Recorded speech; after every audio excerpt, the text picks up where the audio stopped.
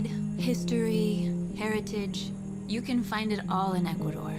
As a foodie who cares about sustainability, discovering where and how my food is sourced is a passion of mine. So I jumped at the chance to see how Dove chocolate gets its start.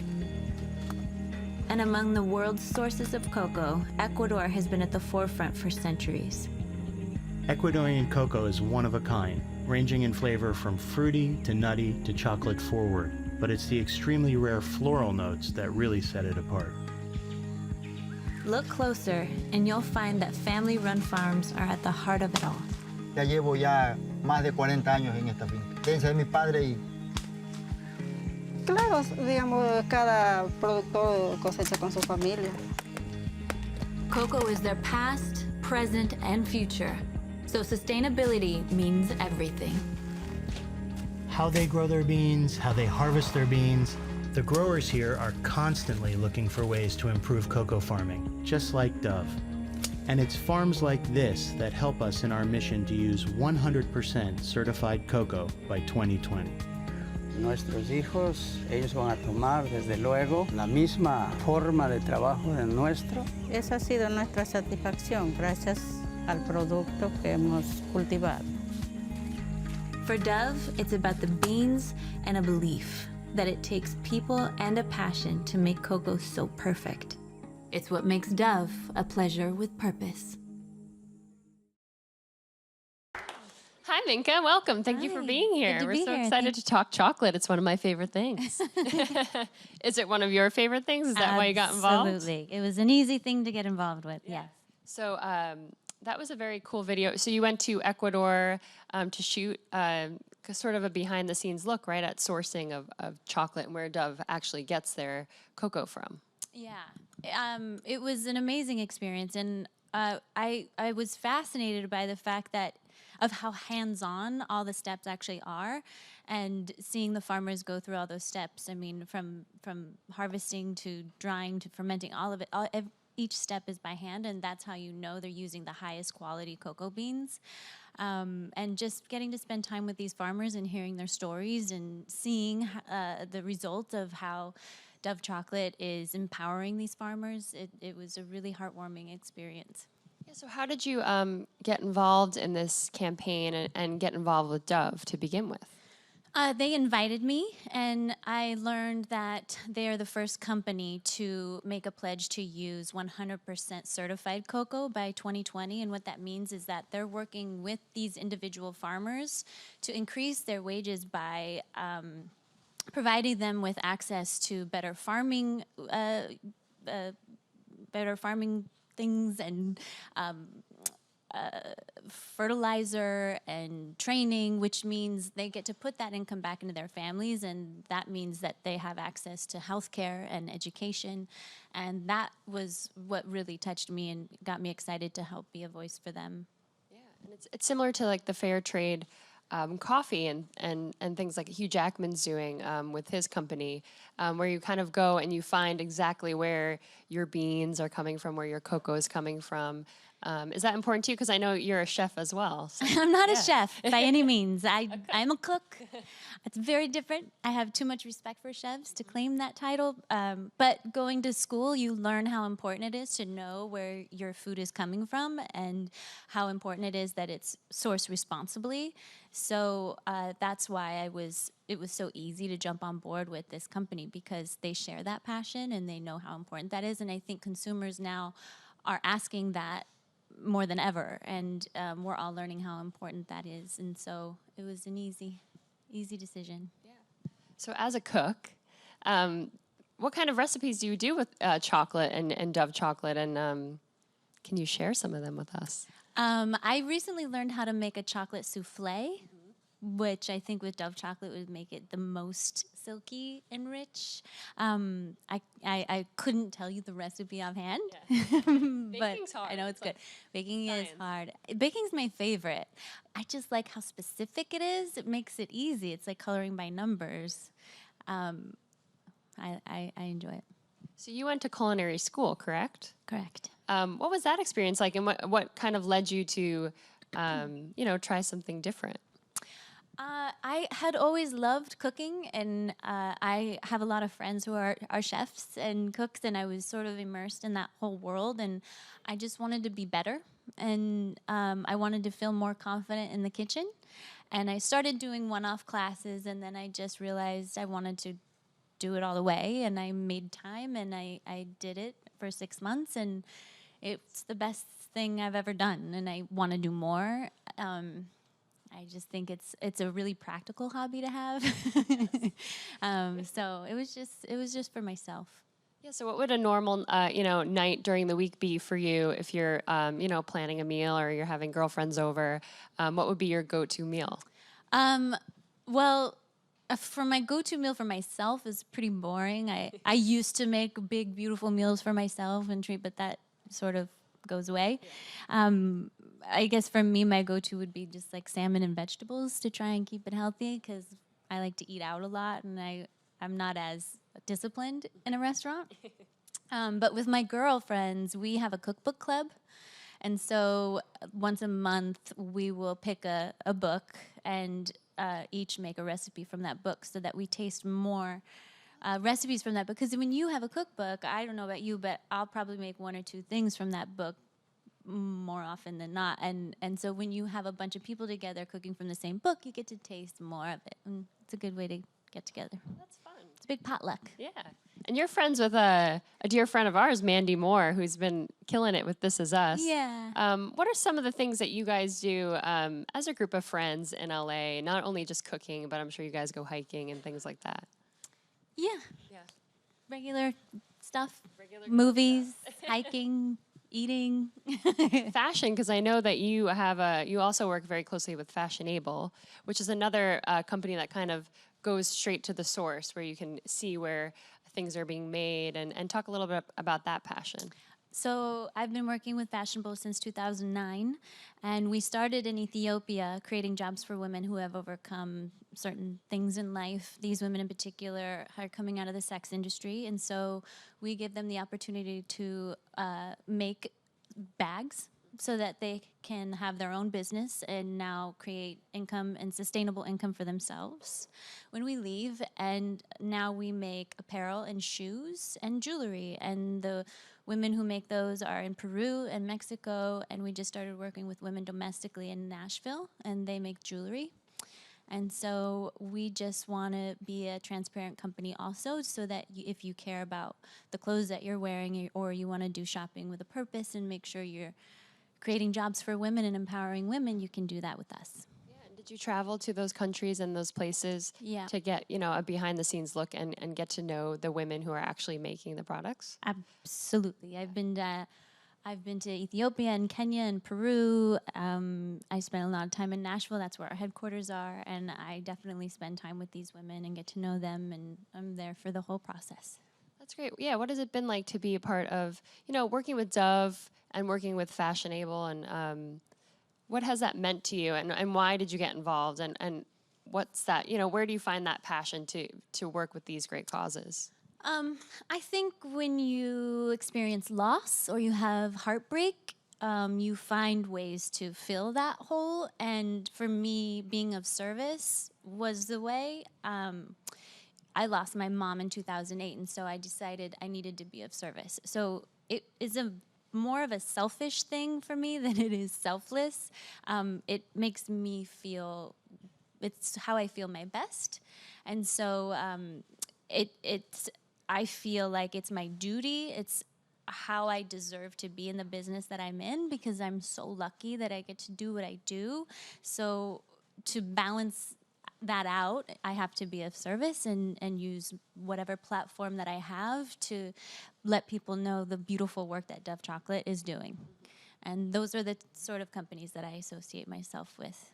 Is it important for you to use, the platform as an actress, as a public figure for good, and use social media and things like that in the way where you can promote things that you're proud of and that you support? Yeah, I think we all find our own way and our own reasons for doing things. And for me, I just know that being of service in this way makes me feel good about how I spend my time. Well, before I move on, I do want to talk to the audience, I do want to talk about all the amazing shows you're in, and I want to talk about your upcoming projects. So I hear you're going to be in a movie that's coming out, I think, next year. Can you tell us a little bit about it, your upcoming project? Are you talking about Nomis? Yes. Oh, yeah, yeah. That was a lot of fun. I haven't seen any of it. I know that David, the director, just texted me that they just came up with a trailer, which I haven't seen yet. But he said it's really good, and I'm excited about that. And I'm in really good company there with Henry Cavill and Stanley Tucci and Sir Ben Kingsley. Very exciting, very good company. I'm very humbled and not worthy. I'm working on a little independent movie right now called She's in Portland. Also, really fun, small, good little indie. That's great. Yeah. How do you go about choosing which projects you want to take on, whether it be, hopping on a television show or taking on an indie or a movie role? How do you decide when's the right time and what you're feeling is a good fit at that moment? I wish I just had the choice. Yeah. A lot of times, they choose. I think I just want to make sure I'm telling a story that I want to tell or that I want to see. And hopefully that aligns with a story that wants me to be a part of it. It really is. I feel very lucky for every job I've had. It's not like I just have the pick of the litter. So you do have to be patient because there are the ones that maybe don't align with your heart. So sometimes it can be tricky. Dealing with downtime in between those projects, which is why working with things like Dove chocolate or fashionable sort of fill in those gaps and keep everything in balance. Of course, everyone knows you as your role from Lila from Friday Night Lights. Can we get a round of applause because that's one of my favorite shows ever. I love it. There's been a lot of talk, too, about maybe them coming back and doing it as a movie or something like that. Can you just talk about your time on that show and what it meant to you, especially at that stage in your career? Oh, my gosh. At that stage in my career, most of us on that show would have done anything. We were auditioning for everything. And I remember this audition coming up for Friday Night Lights, and it was a movie. And I remember thinking, a football show about a movie? Like, okay, I need a job. And I just remember thinking it was not knowing what it would turn into. And even while we were shooting it, we had no idea what we were making, how special this was, and how we truly hit the jackpot with this. Because, like I said, we would have done anything. And we just happened to have stumbled upon this little jackpot. I mean, it's the only way I can, from the pilot, we were like, where can we go from here? The guy broke his neck. Yeah. And then, wow, we got a first season. Okay, well, that's surely going to be it, because where can we go from here? And then also our ratings were so low. So we were sure that we were going to get the axe any minute. And things just kept happening, like DirecTV splitting the cost and keeping us on, and all the fans sending in light bulbs to keep the lights on. That was amazing. And people watch it more now than they did when it was on air. And so it really is touching, and you feel very lucky and honored to be a part of something so special that really affected people. And I love hearing about families that get to watch it together, and it's the one show that they get to all watch collectively and enjoy. And it's not just about sports. It's about family. And oh my God, it was one of my favorites. And it always surprised me that the ratings were so low, but now you kind of see, everybody I talked to was like, have you watched Friday Night Lights on Netflix, or have you done this? Have you noticed that there's like a resurgence of fans that have now discovered the show? Yeah, we were a sleeper. Yeah. Is it weird for you do you ever get like tweets or anything like that from people being like, oh my God, Lila, I love it? Oh yeah. It's crazy. Yeah, it is. Would you ever be a part of a movie if they did get that off the ground and reunite with the cast? I think people are still enjoying the show, so sometimes things are better left wanting more. Yeah. That's not to say that I wouldn't be there front and center should that ever happen. Of course, I would never not honor where I came from, but I think it's perfect where it is. We've seen it's the age of like the spin-off and the sequel and the movie, and sometimes I'm like, just leave it be. Leave it be. Yeah. But it is nice when it comes back. I think we all sort of feel that way too. Yeah. Let's just leave it be. And of course, you know, after Friday Night Lights, you've done so many different TV roles. You've appeared on Parenthood. My favorite. Yeah, what was that experience like being a part of another show that the ratings weren't always amazing, but it's a show that everyone was so passionate about. Yeah. And now again, it has another following. I know. Jason Katims, he's got that touch. You know, it was one of my favorite experiences in my career. I was welcomed onto that show with such open arms, and I felt like I was more comfortable in my skin as an actor because on Friday Night Lights, it was my first job. I was so green and in over my head, I think, a little bit for the first couple of seasons, trying my best, like, you know, and I think I just sort of eased into my skin a little more on Parenthood. I was more confident and comfortable and like ready to really play. And then you had Jane the Virgin as well, which is pretty recent. Yeah, that was fun. What's it like for you to go into a show that, you know, has a cast and you come in as like a supporting role? Do you find that it's easy to kind of jump into a role and be a part of the cast? Or is it a little more tricky? You just kind of don't want to screw up the flow, right? And that was a very different sort of flow than I'm used to. I'm not used to that sort of that pace of comedy, and so I had to try and like keep up with them and like know how they roll, because the last thing you want to do is slow things down, or you know, you just want to make them happy for having you on board and not regret it. I would never. What has been your favorite role to date, do you think, if you look back? Or what Parenthood. have you learned from Parenthood? Yeah. Why was it so important to you? Not only just being a part of that show, but what did you learn about yourself and your craft maybe while working on that show? Well, like I said, I found my confidence and I found my footing, I felt like, as an actor. I felt like I'm supposed to be doing this. And I just really appreciate the type of storytelling that you get from a Jason Katims type show. It's really heartfelt, it's really meaningful, and it's really real. And so I love that kind of work and being surrounded by those amazing actors. I think that you have no choice but to elevate your game when you're surrounded by them. And I just kept learning. The best thing you could do. Yeah. And so what's next for you? When you look ahead in your future, do you have anything else lined up, or what could we look forward to seeing you in? And The movies that we mentioned earlier, and any TV shows? No, not at the moment. No, not We'll yet. have to find it out. But I do want to toss it off to the audience for some questions. Who's up first? Here we go. Thanks for being here. So the video of your trip was really awesome. I wondered how much of the process did you learn about after the bean leaves the plantation? Did you get a taste of that as well? No, I didn't get to travel with the beans. Maybe that'll be the next trip. Yeah. Who's next?